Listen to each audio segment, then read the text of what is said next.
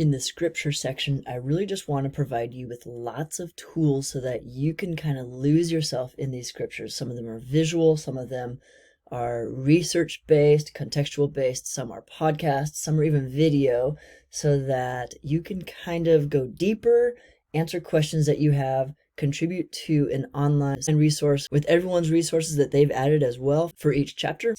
So this is the main scripture screen. From here we can go to scripture 1, 2, 3, and eventually 4. So we have this carousel of images that I've included. Oftentimes they're sketch notes.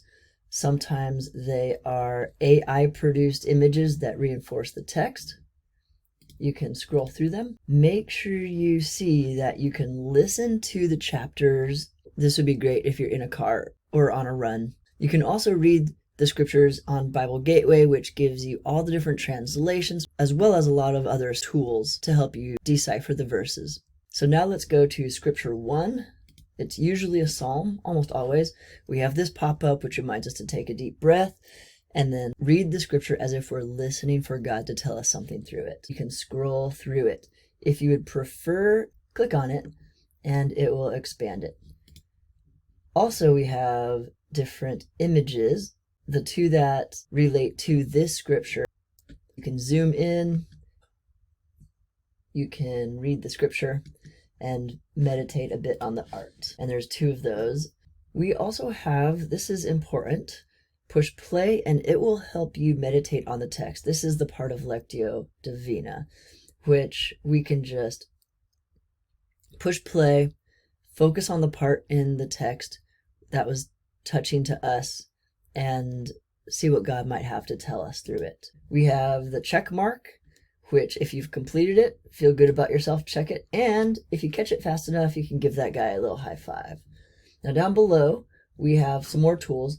The Bema podcast on this text, you can click on it. It'll take you to that podcast researched from the Hebrew perspective of that text. Also, you can click on this and go to blueletterbible.com, which gives you lots of resources, searchable. You have access to commentaries.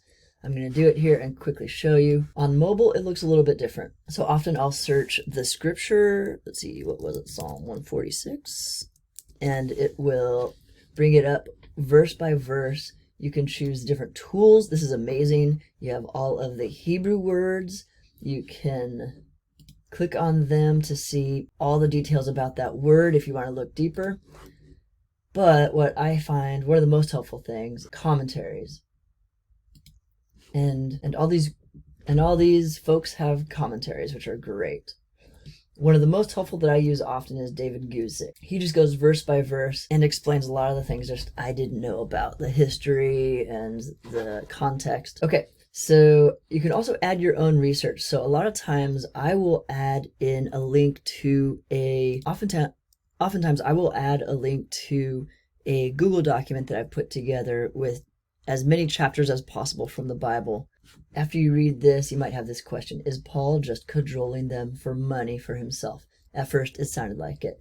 So I did some research on that. The Google document is made so that you can add your information. If you've done research or found a link that's super helpful to you, you just leave it as a comment and I will review it and try to figure out how and where to put it in.